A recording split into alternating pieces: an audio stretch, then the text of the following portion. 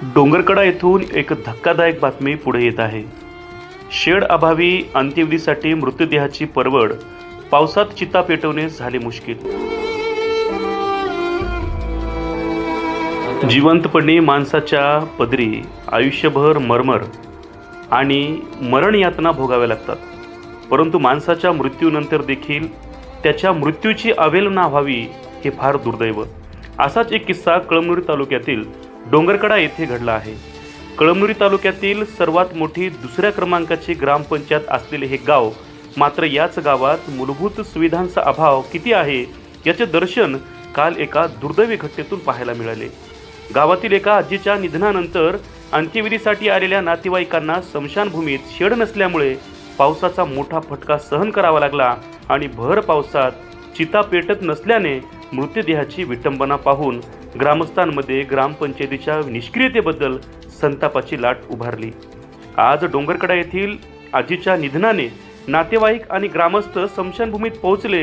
एवढ्यातच भर मोठ्या पावसाला सुरुवात झाली आणि त्याच मृत्यूची अवहेलना आपल्याला पाहायला मिळाली। डोंगरकडा येथील स्मशानभूमीतील त्वरित पावसापासून संरक्षण मिळावे असे मजबूत शेड या ठिकाणी बांधण्यात आलेले नाही।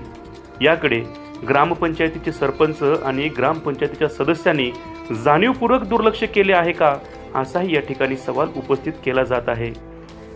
या ठिकाणी जर त्वरित शेड जर उभारले नाही तर ग्रामस्थांच्या माध्यमातून आंदोलनाचा देखील इशारा या ठिकाणी वंचित बहुजन आघाडीच्या माध्यमातून पुकारण्यात येणार असल्याची माहिती लंकेश आवटे आणि इंजिनियर रोहन पंडित यांनी व्हिडिओच्या माध्यमातून दिला आहे।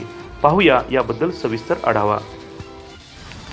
आज या ठिकाणी कळमनुरी तालुक्यातील 2 नंबरची असलेली ग्रामपंचायत म्हणजे की नावाजलेली डोंगरकडा ग्रामपंचायत, त्या ग्रामपंचायतीमध्ये स्वातंत्र्य काळापासून एकतर स्मशानभूमी नाही आणि फक्त ही डोंगरकडा फाट्यासाठी नाही, प्रत्येक समाजासाठी गावात झालं डोंगरकड्यामध्ये 2-3 स्मशानभूमी आहेत शेडच्या, तर इथं असे मागासवर्गीयासाठी अशी स्मशानभूमी आहे। आज जवळपास 2 तास झालं इथं चिता या ठिकाणी जळत नाही। 30 लिटर डिझेल लागलेलं आहे तरीसुद्धा काहीच होत नाही। इथं ना इथल्या सरपंचाचं लक्ष आहे, ना ग्रामसेवकाचं लक्ष आहे, ना कोणत्या ग्रामपंचायत सदस्याचं लक्ष आहे। फक्त इलेक्शन आलं की फक्त या ठिकाणी मतदानासाठी आमच्याकडे येतात।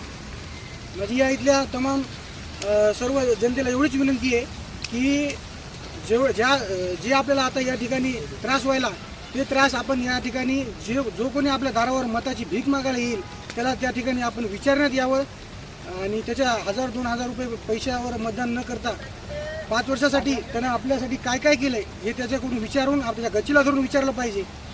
एवढंच बोलतो, थांबतो।